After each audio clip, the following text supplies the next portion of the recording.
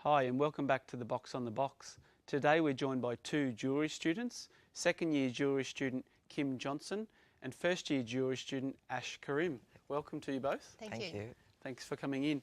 Now we had a bit of a chat earlier and Ash, you explained to me, or can you explain to others, what you've enjoyed most about your course so far? Okay.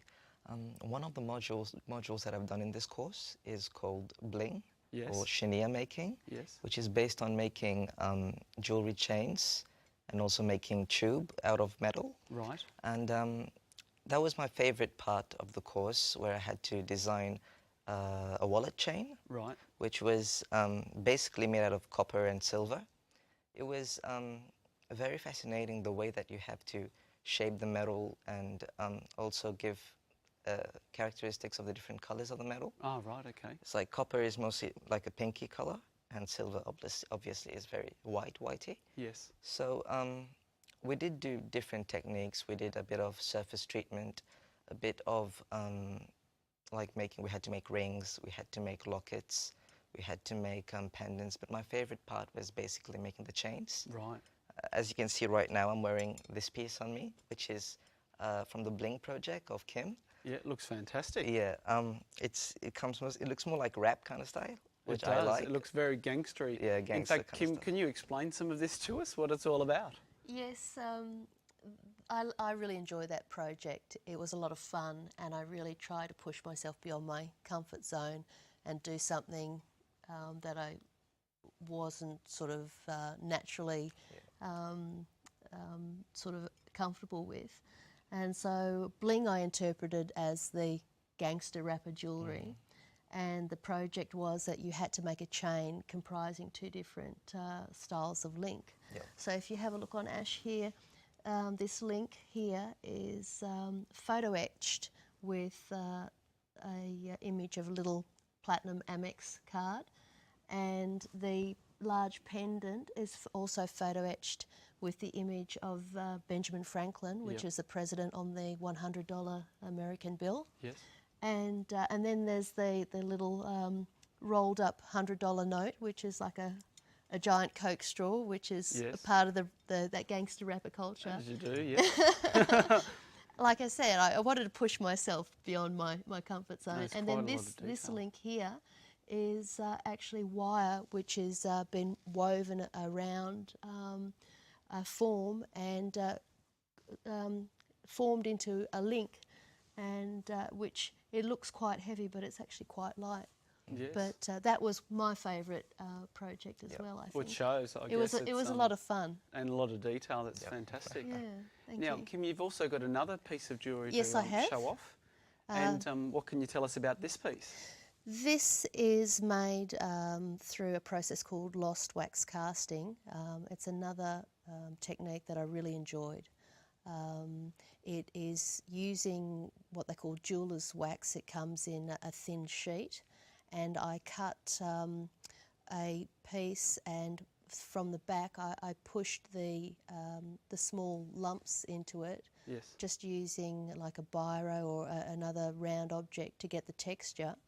And then it's based on the texture of a sea urchin. Oh, right. It's a very interesting piece. Yeah, and then with something like this, it's got to be cast by a machine under great heat and pressure.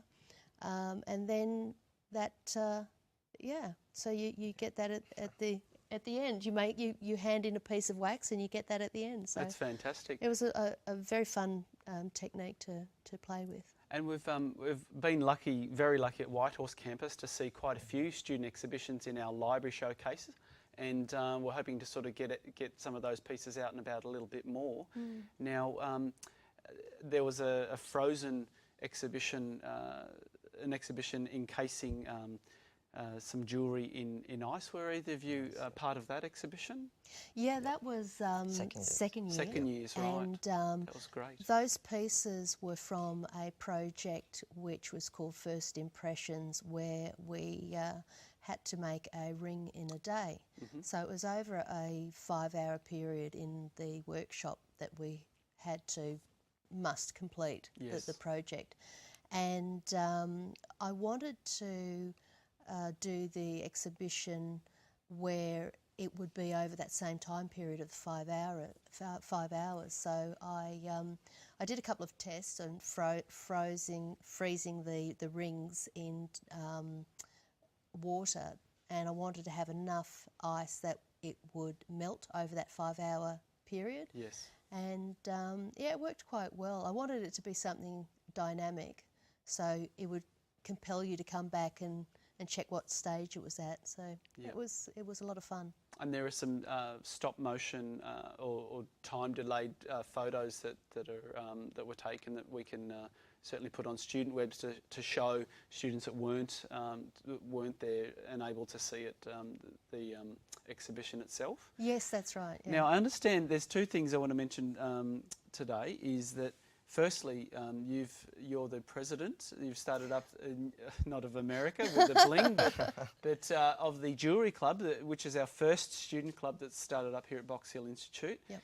And we were talking earlier about your. There's going to be a series of fundraisers that all students can participate in.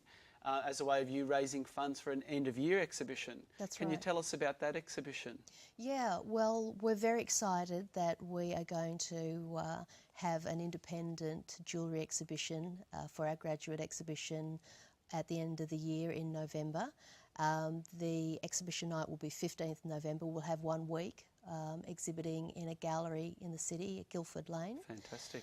And the school is generously giving us funds for the first the week venue hire. Yes. And then there will be other expenses incurred in running the exhibition, which we will have to fund, and therefore Yep. the need for fundraising. Sure. And the Jewellery Club was a great opportunity to do a bit of fundraising, and with the support of SARC, get the message out there to all the different campuses. Yep. So we're going to have our first one, the launch of the club, and another exhibition on the 15th of July when we come back from break. Yep. It's going to be held in the White Horse Library. Yes. So we will have just a little launch trying to explain briefly what we're going to be doing. We hope to have a series of workshops that we can open up for all students. So any student that's interested in making a piece of jewellery and finding out a bit more about the processes can just pay their money and participate. Absolutely. And those funds will go towards the exhibition. Yeah. And it would Fantastic. be interesting actually, because we would get to know the opinion of people. Yes. What is their point of view? What kind of jewellery they like to wear? So that could influence even our work in a way of Great. speaking. So it works really well Yeah, together. it does. Yeah. Fantastic. Well, thank you both for coming on the show. We really look forward to reading more about the Jewellery Club, and hopefully students can get involved with the Jewellery Club. Come along, you can become a member and participate in some of the workshops, or just come along and check out the exhibitions. And certainly the details for the end of year exhibition will promote as heavily as we can for all students to get involved. Yep. Thank you for watching The Box on the Box.